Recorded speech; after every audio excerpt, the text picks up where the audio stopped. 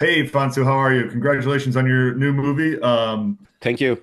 Stand Your Ground. What attracted you to this project? Many things. It was actually, the film. It's the name of the film, Standing Ground, because the law is not found in Europe, Yeah, especially in Sweden. So when I read the screenplay and read about, or made more research about the law in the U.S., it really, yeah, attracted me. And on top of that, a story that takes place in a house like Home Alone. So that's all those pieces really made me, you know,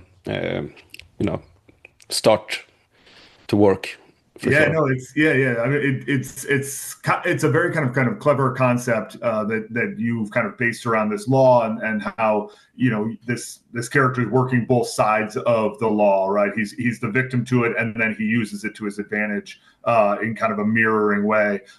Speaking of Home Alone. And some of the kind of creative like booby traps that are in this movie, and I love that. I'm a huge fan of the Rambos and some of those that have done Mm. this kind of booby trap work. How much kind of creative influence did you get in like kind of creating all these booby traps? And how much was your stunt team kind of putting all that together?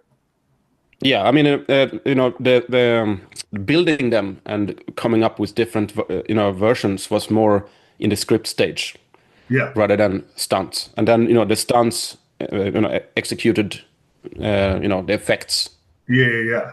So we had all this. I mean, we had a bunch of different traps, and then we just went through. Okay, which are the best and most effective? And Yeah. then we had some bonus. There was no time to use, and so we had plenty of funny stuff to No, yeah. use. It was very cool. I really enjoyed it. You there's this movie has a lot of very Western vibes to it. Yeah, And a lot of kind of I mean I grew up on Sergio Leone. I grew up all of Clint Eastwood's material, Outlaw Josey Wales, all those kinds of things. What influences did you have in kind of creating this piece and the in some ways the genre blend of action and a little bit of horror, and I know you come from a horror background, horror mm. sci-fi, and kind of what was your kind of idea when you're creating the mood of this film? Yeah. So first of all, I wanted to make my version of a modern Western. So Yeah, it's funny you mentioned Sergio Leone because I had him in mind. What if Sergio Leone made Home Alone? So so that yeah, would be so awesome. Yeah, that would be also yeah, yeah, right. So I wanted to make a standard ground low concept with my own take on it. From as a Swedish filmmaker. yeah, So it was like I mean that was almost like a dream come true to make a modern Western and use all those elements. yeah. And then also, everything from music to sound effects to characters and style was all inspired by the old westerns. John Ford and Sergio Leone, Yeah, yeah, mostly. yeah, yeah, yeah, yeah. John Ford is another fantastic director of Western. Yeah, Um, yeah, speaking of the music and the kind of and you talk about the score. Like, what were the elements that you felt like you needed to have in a score for a movie like this? yeah. So we actually approached the music. When I talked to our composer, I wanted not only pure action, but I also wanted more of the old style and also some horror and suspense underneath. So that Yeah, because what I learned from back in the days when I made a lot of short films that when you have suspense underneath, it really drags people to the screen, and yeah, people gets tensed, and then you add action on top of that, action music and action pieces, then it's a very nice combination. So yeah. I'm super happy with the outcome.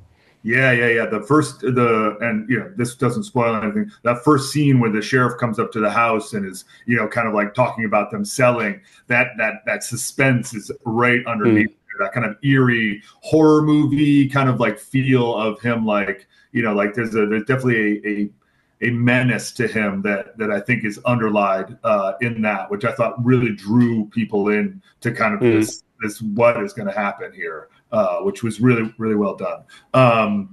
What else? What else? I got sorry. I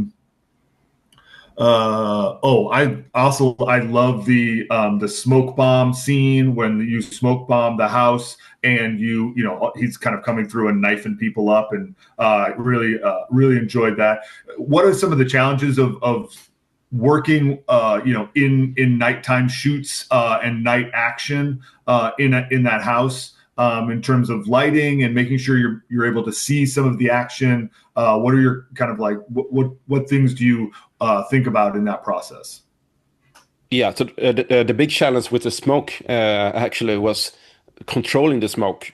Yeah, even though we were shooting in a studio, all the interiors, the smoke was so massive, so we had to wait until it settled, and then sometimes it was too much, sometimes it was too little. So that balance. So in the end, we found the balance, and then we could really make it cool. Yeah. So I think it really became a very cool scene in that case. Yeah. In terms of a budgetary ideas, because you've made it seems like there's a lot of practical effects in this movie, Yeah.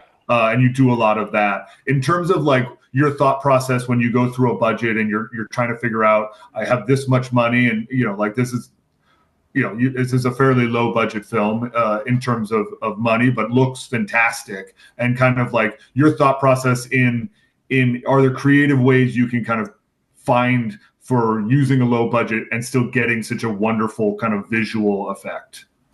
Yeah, it's the best thing I think is having a hybrid. So we had a lot of practical effects, but then I also have a VFX background, so I used that as well to enhance certain scenes that were practical, but to make them bigger, for example, and such. Yeah. So it's all about pre-planning, because when you have a limitation, you also become more creative as well. So we had a fantastic team that made all these explosions and things. And that really adds. Rather than seeing a film that only has digital effects, the audience will feel it. Even if you have huge budget, you can still feel it. Like a Marvel film, the audience feel that it's digital. Yeah. So for me, it was very important to use practical as much as possible. Up until of course, there are certain things you can't do, but most of the stuff you see is practical. So I'm super happy.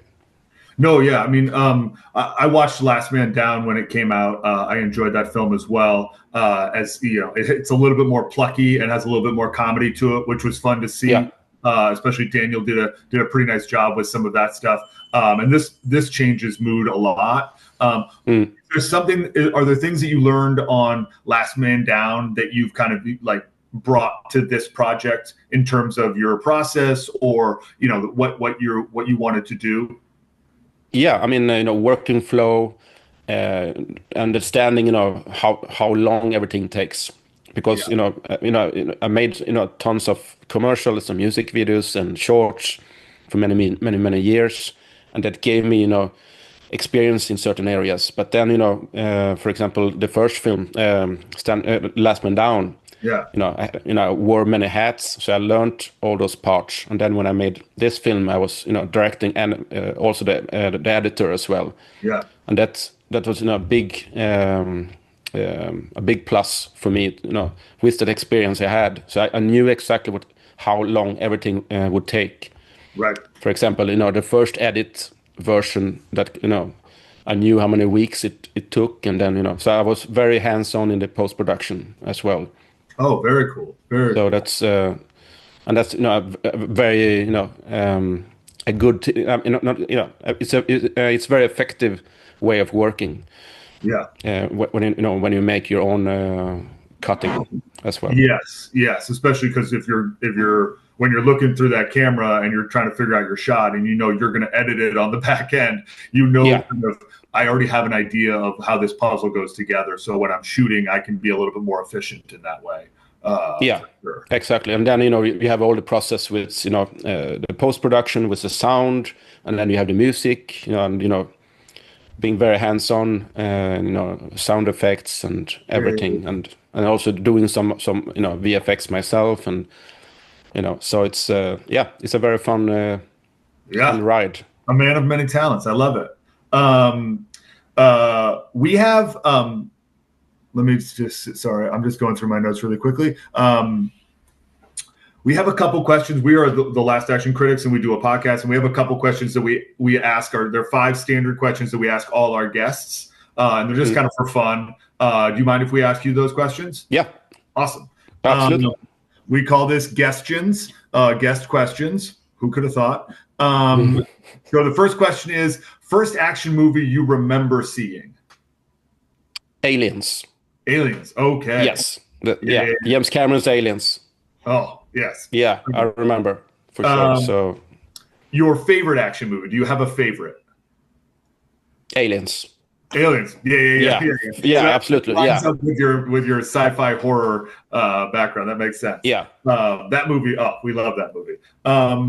If you could pick any character in a movie to be your BFF or have your back, what character? So Rambo, not Stallone, or Ripley, not Sigourney. Is there a character that you would love to kind of like get to know or like hang out with from an action film? Yeah, that would be. Yeah, I would actually go for John Rambo. John Rambo, yeah, absolutely. Yeah, for sure. Get into his mind a little bit, see what that's about. Yeah, exactly. Okay. Okay, and then if you were actually in an action movie, who would you want to be? I.e., the action star, a villain, a henchman, the man in the van, an assassin. Like, what role would you like to play in an action movie? Yeah, probably a hero, like John McClane. Okay, got it. Kind of rough around the edges, but cool. And then our last question: what do you think the purpose of humans is? To be creative in all areas. Nice. Awesome. Well, thank you for your time. It was so nice to talk to you. We really appreciate you giving us this time, and good luck on all your ventures in the future. Thank you very much. Thank you. Have a good one.